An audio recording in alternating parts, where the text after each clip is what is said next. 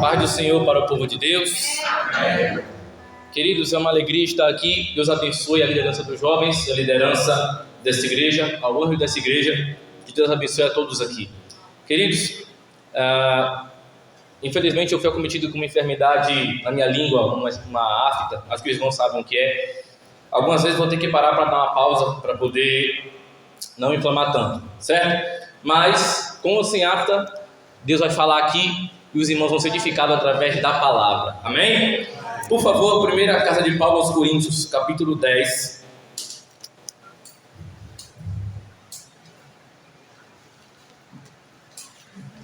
Cadê os crentes alegres com Jesus essa noite? Oh, glória!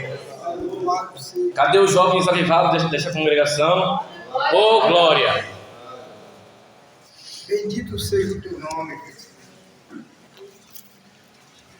1 Coríntios capítulo 10, versículo 14. Vamos ler alguns versículos. Me dê o microfone, por favor.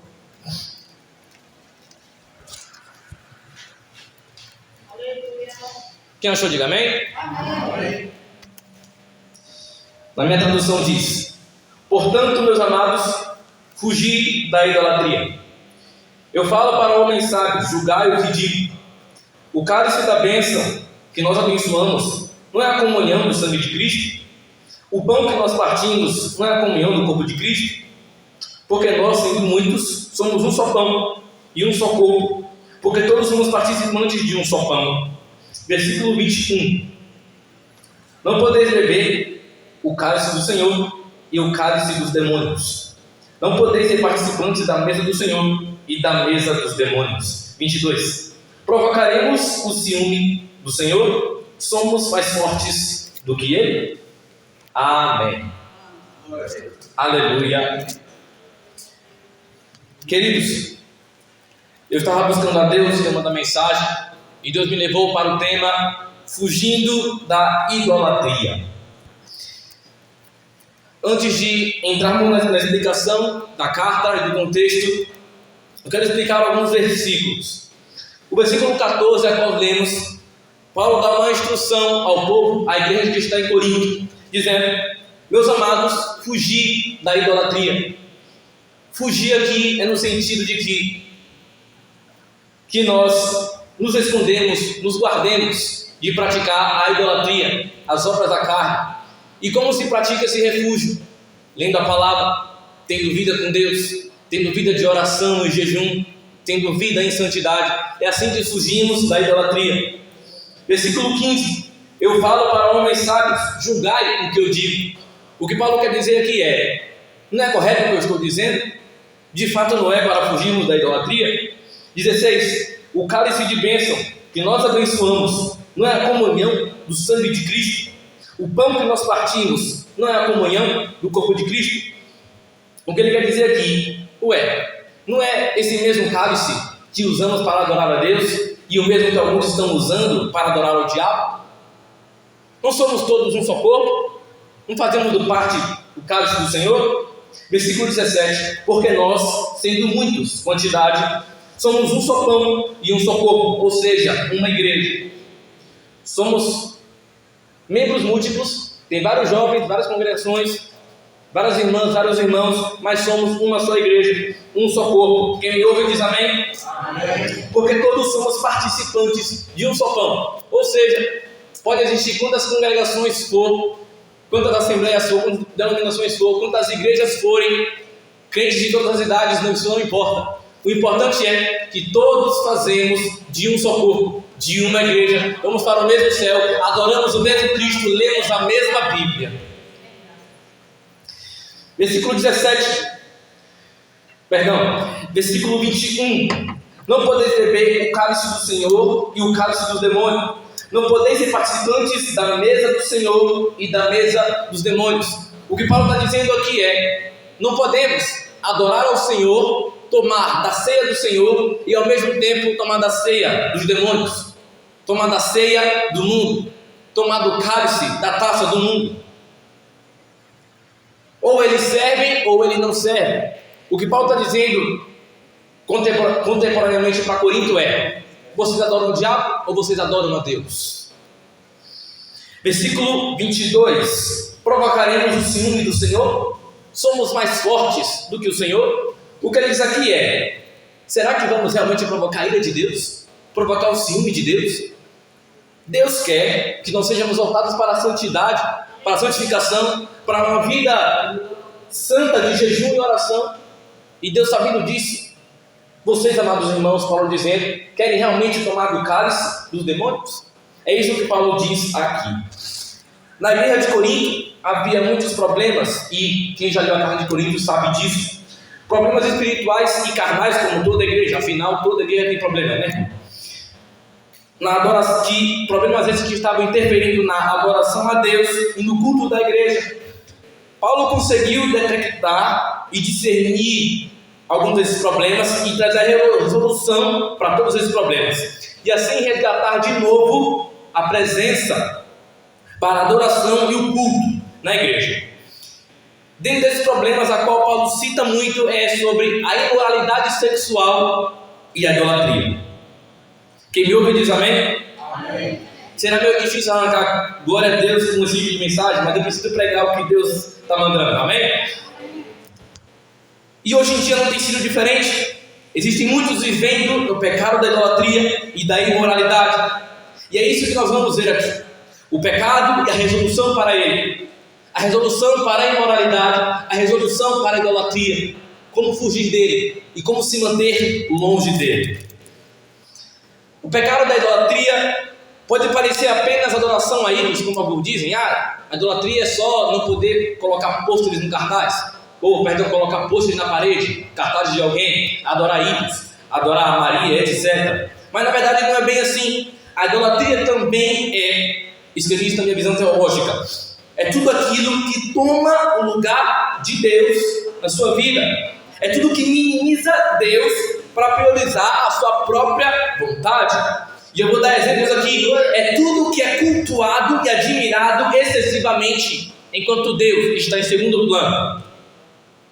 Paulo nos advertiu para fugirmos da idolatria. Por quê? Porque simplesmente a idolatria nos afasta de Deus. Por exemplo, na idolatria, o dinheiro é o Deus na vida de alguém. A amizade vira Deus. A pornografia vira Deus. A masturbação vira Deus. O adultério vira Deus. A prostituição vira Deus. A cobiça alheia vira Deus. Tudo que toma o lugar de Deus na vida de alguém é um pecado de idolatria. Nem sempre é adorar ídolos. Nem sempre é adorar cantores ou pregadores ou fazer culto a homens. Mas também é quando algo na nossa vida vira prioridade ao invés de Deus ser. É quando eu estou viciado em ficar no celular e o celular vira um Deus na minha vida. Eu deixo de ler a Bíblia, eu deixo de ter vida de jejum e oração para ficar no celular, para ficar no Free Fire, no Instagram, em rede social. É assim que ele vira Deus na minha vida. E é um pecado grave, irmão. É um pecado que leva à morte. É preciso tomar muito cuidado com isso, pois no mundo em que estamos vivendo, os ímpios lá fora gostam das coisas da carne e das coisas promíscuas, e ainda influenciam nossos jovens e nossos adolescentes a fazerem o mesmo. Vou dar exemplo na Bíblia. Daniel foi fiel a Deus, mesmo no lugar onde a idolatria era terrível. José, ele não virou egípcio, ele foi governador do Egito. Quem crê nisso diga glória. Vou repetir para você pegar, parece que não ficou claro. Daniel, mesmo em um lugar de extrema idolatria, não se corrompeu, permaneceu firme e ainda jejuou. José não virou egípcio, foi governador do Egito. Esses dias eu vi uma frase no Instagram que dizia assim: ser santo não é se isolar do mundo, mas é você não se contaminar com o mundo. Lá fora precisamos fazer a diferença. Há muitos que estão morrendo lá fora, enquanto alguns estão preocupados em postar foto de linguinha no Instagram. Tem muitas almas morrendo lá fora, jovens morrendo nas drogas, porque não conheceram o amor de Jesus, não conheceram a pregação do Evangelho, não sabem o que é alguém entregar um folheto de evangelismo a ele. Porque está faltando pessoas que se esforçam, se disponibilizam para ir lá até eles. Deus não precisa imitar o mundo para segurar crente. Deus não precisa imitar o Egito para segurar jovenzinho carnal. Deus não precisa disso. Deus não precisa pintar a parede de preto para atrair os jovens. Tudo bem que sua intenção pode ser outra, mas a intenção nunca, jamais pode ser: vamos fazer assim porque assim atrai jovens, manter o jovem na igreja.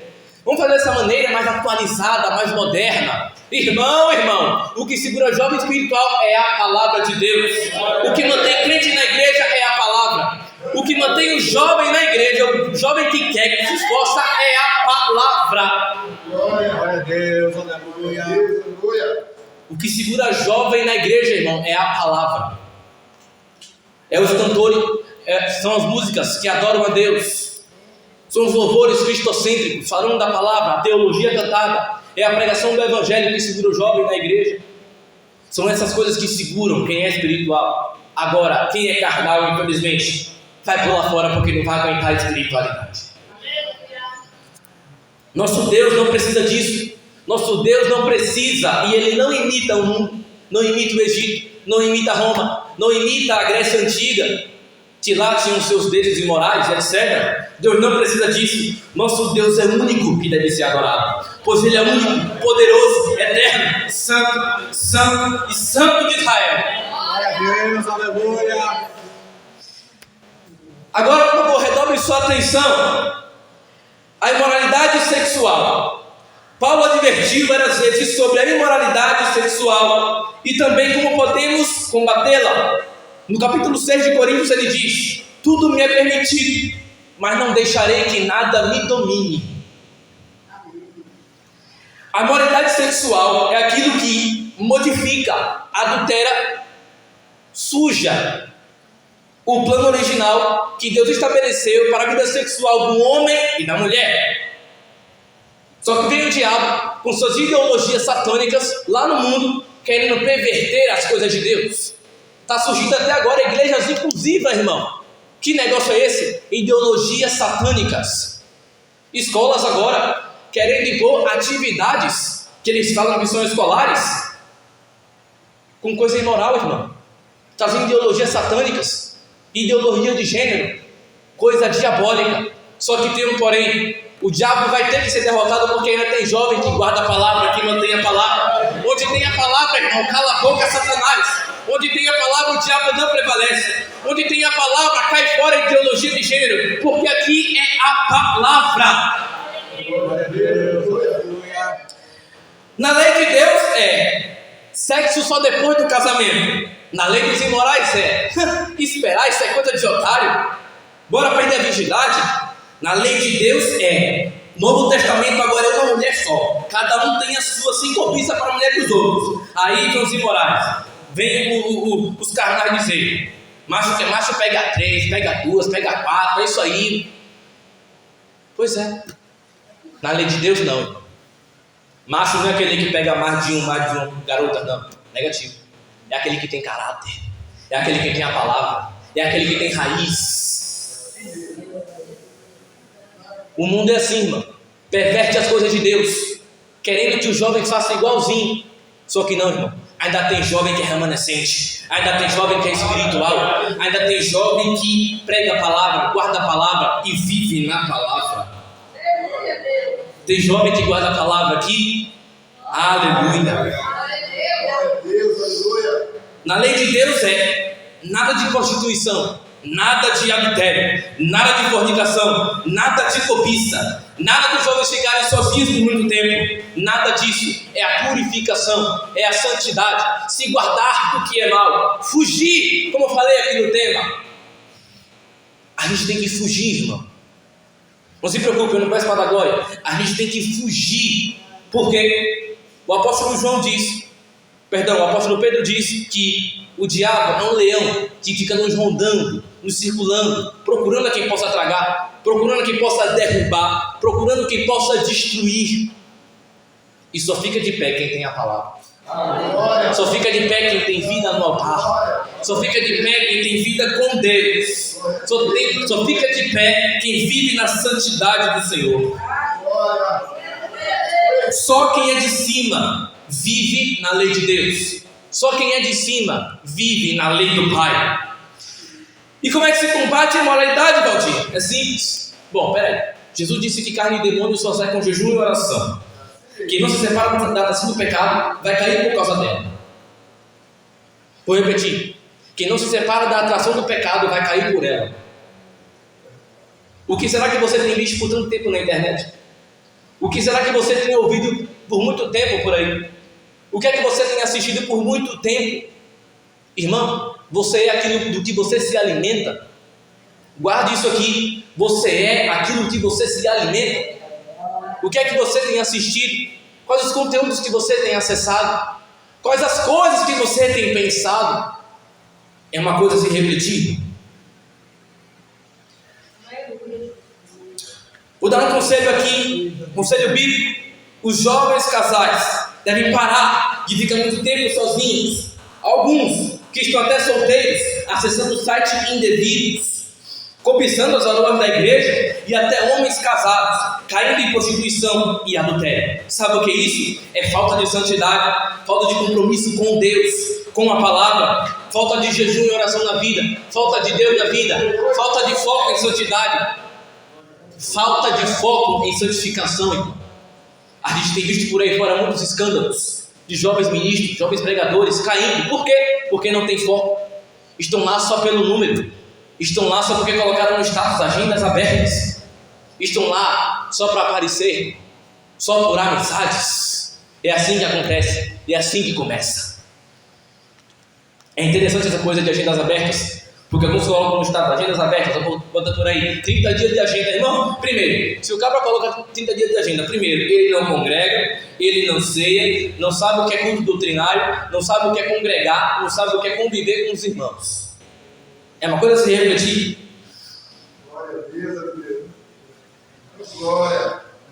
E alguns dizem que o cair é do homem e o levantar é de Deus. Mentira, irmão.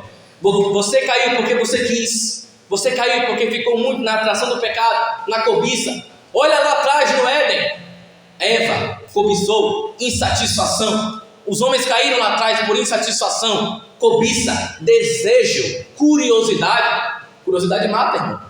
Tem um ditado que diz: a curiosidade matou o gato. É verdade, matou até os homens, porque até Adão caiu, Eva caiu, e os próximos que vieram depois também caíram. Por quê? Cobiça, curiosidade, insatisfação. Estavam insatisfeitos com o que Deus havia lhe proposto lá no Éden.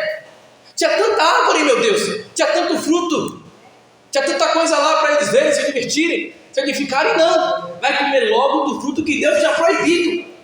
Por quê? Insatisfação. Você tem estado satisfeito com o que Deus tem lhe proposto? Você tem estado satisfeito com o que Deus tem proposto na sua vida? Você tem estado satisfeito com o que Deus tem plantado na sua vida? Você tem estado satisfeito com os pais que Deus te deu, com os irmãos que Deus te deu, com a igreja que Deus te plantou? Você tem estado satisfeito? Porque a queda vem através da insatisfação. Muitos têm caído e sido derrotados por causa disso, a insatisfação. Se Deus te plantou no lugar, permaneça. Se Deus te deu pais, permaneça com eles. Não desagrade eles, não desonre eles. Honre seus pais, honre a sua igreja, honre o que Deus te proporcionou, irmão. Honre o que Deus te deu, porque lá na frente, quem honra o que Deus dá agora, Deus também honrará mais ainda lá na frente. Quem crê nisso, diga amém. Aleluia. Às vezes muitas quedas acontecem, como eu falei antes, por causa da cobiça e insatisfação. Eu vou provar como o diabo também entrou no mundo, entrou no homem através da comunicação. Se você ler em Gênesis 3, vai dar lá a serpente conversando com Eva, e está lá no versículo.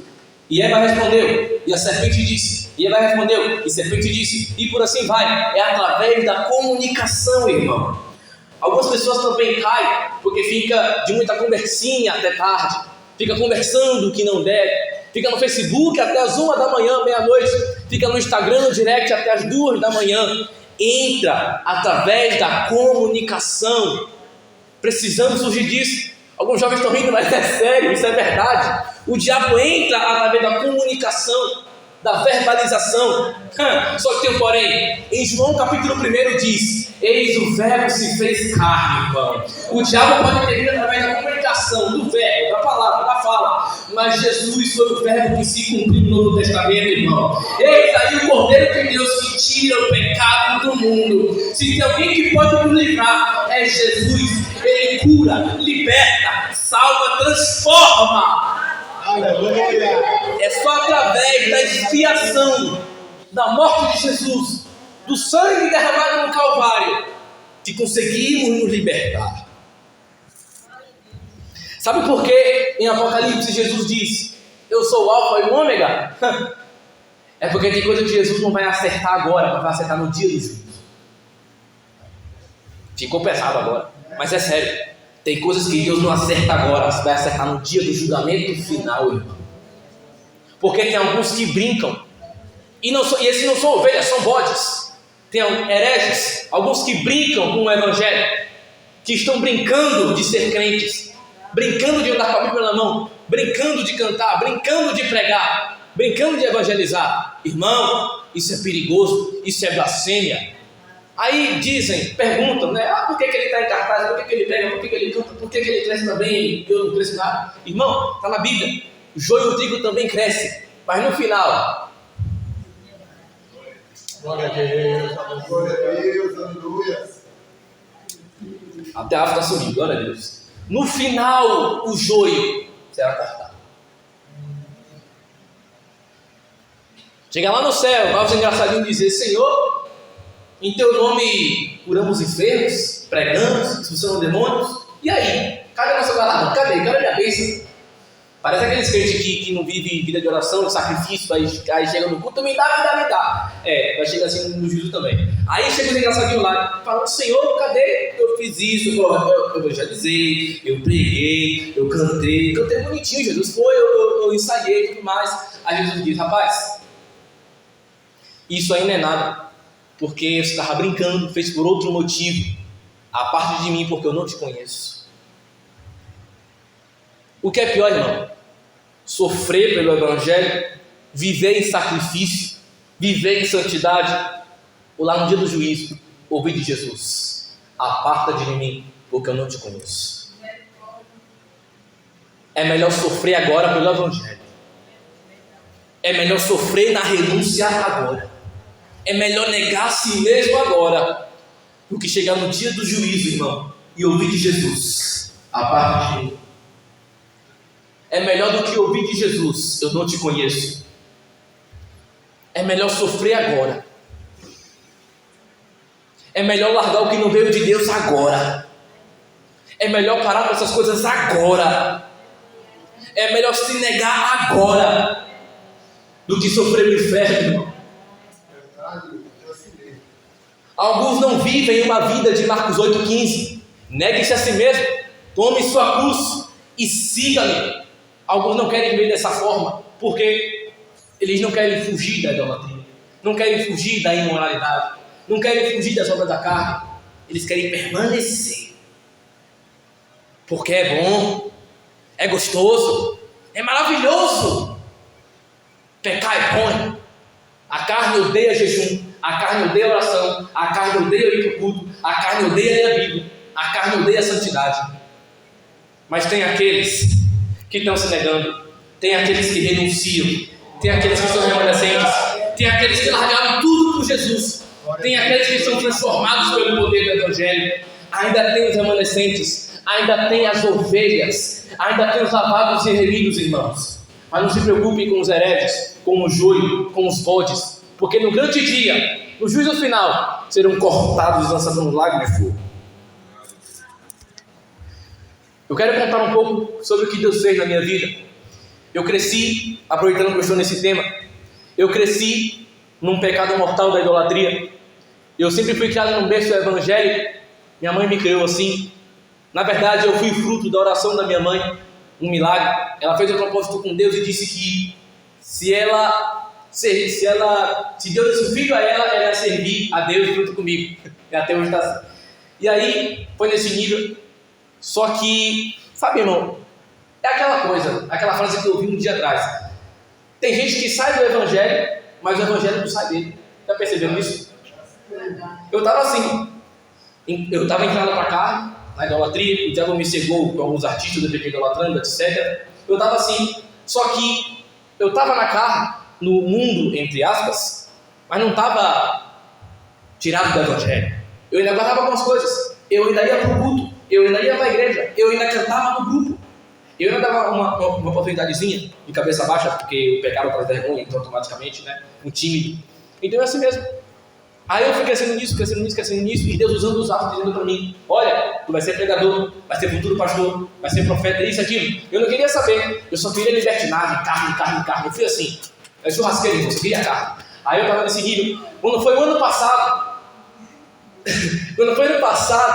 só para distrair, quando foi ano passado, eu queria já imitar esses artistas para poder ganhar dinheiro.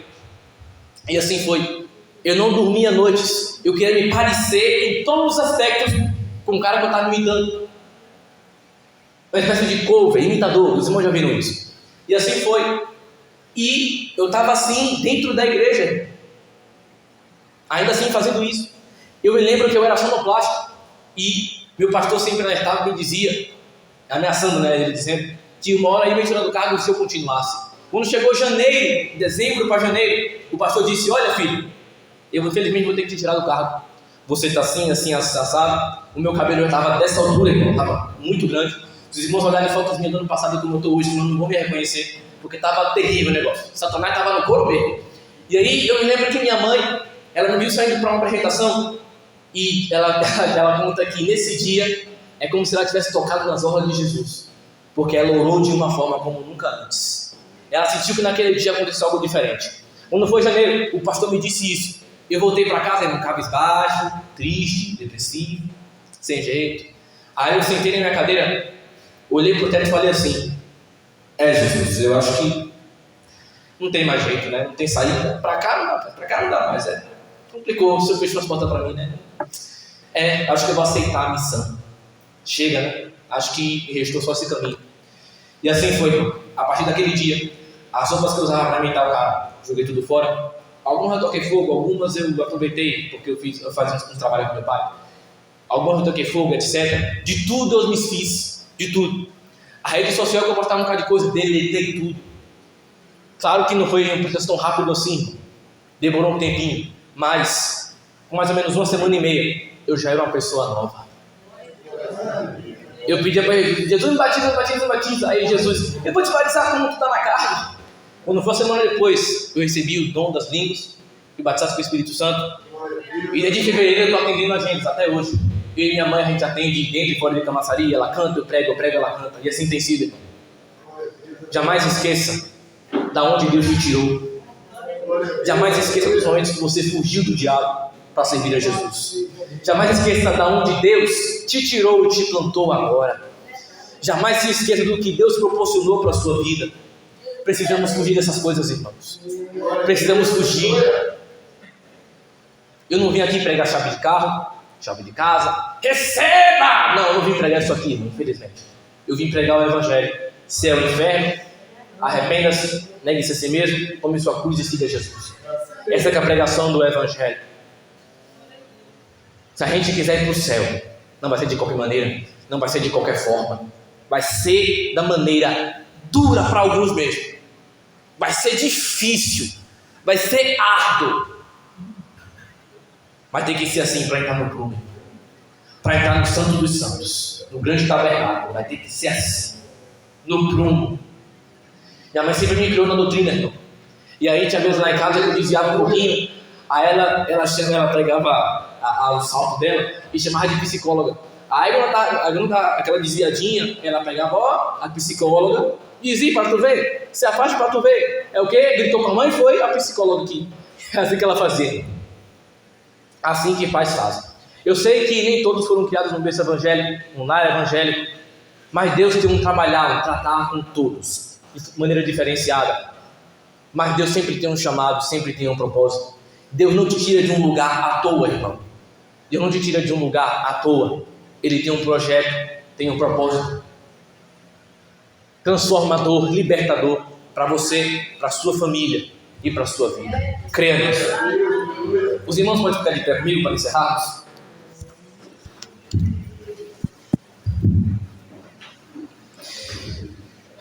Vamos falar um pouquinho com Jesus. Rebeca, você pode cantar um hino aqui para encerrarmos? Aleluia. Eu quero que você nesse momento, foi como o pregador falou aqui, às vezes alguém precisa só de um abraço, irmão. Às vezes alguém só precisa de um abraço. Muitas vezes diz assim, fica congregar, etc, não sabe o que o irmão do lado está passando. E é assim mesmo. Mas nesta noite, eu creio que Deus pode fazer algo diferenciado. Ah, pregador, mas a mensagem foi dura. O evangelho é assim, meu irmão, infelizmente. Eu não prego coaching, não prego motivação. Eu prego o evangelho.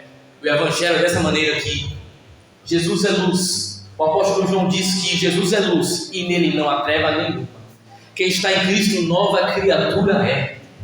Se você está aqui hoje, é porque Deus te tirou de lá, porque Ele tem um plano para a tua vida, porque Ele tem um projeto para a tua vida. A Bíblia diz que para cada um existe um ministério, existe um propósito. Para alguns pregador, para alguns pregadora, missionário, pastor e por aí vai. Cada um permaneça na vocação que foi chamado. Mas acima disso, jovens, todos os irmãos, acima disso, nunca se esqueçam da onde Deus tirou vocês e da onde Deus plantou vocês agora. Amém? Vamos adorar a Deus. Aleluia.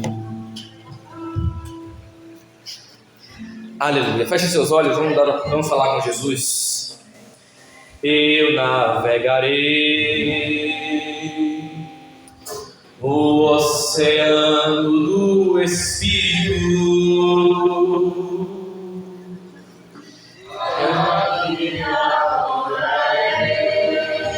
A igreja toda fazendo o coral. Lindo para Jesus. Vamos lá.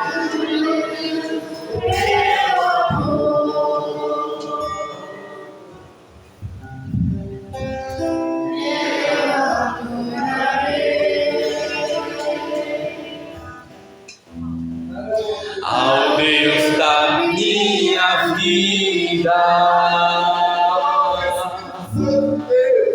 Ele me compreendeu. Ele te compreende, te compreendeu. Eu vou mais fundo, Ele acreditou em você.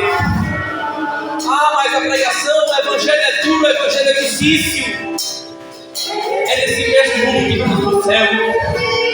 Mas é difícil me negar, Jesus sabe disso. Ele te sustenta. Jesus envia o Espírito para te fortalecer nesta noite.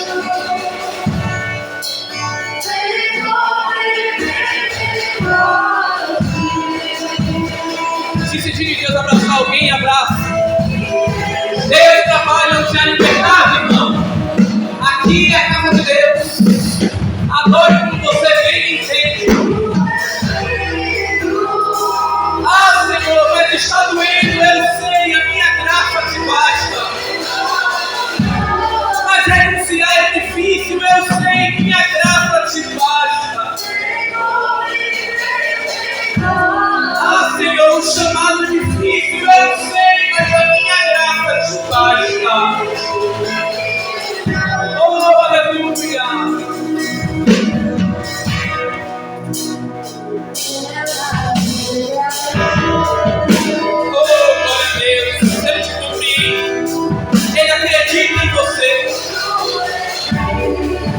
Ele acredita em você para levar o evangelho dele às nações, para levar o evangelho dele aos povos. Deus acredita em você, irmão.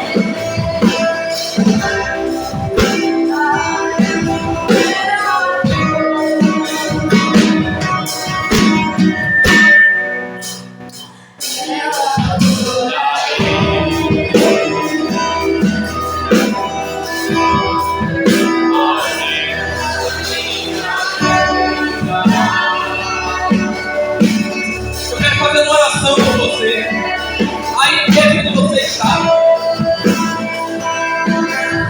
aí fazendo oração por você. Feche seus olhos, Senhor Jesus.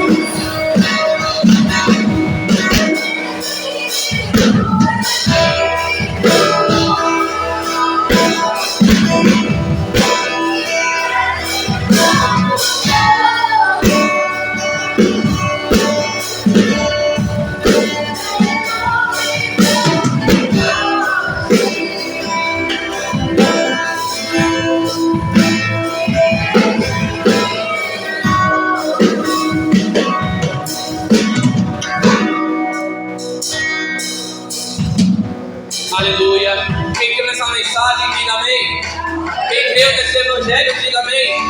Quem crê com Deus falando aqui, diga amém. Que essa palavra possa te edificar, te consolar a cada dia. E que os irmãos possam compartilhar dela em nome de Jesus. Amém? Que Deus nos abençoe grandemente.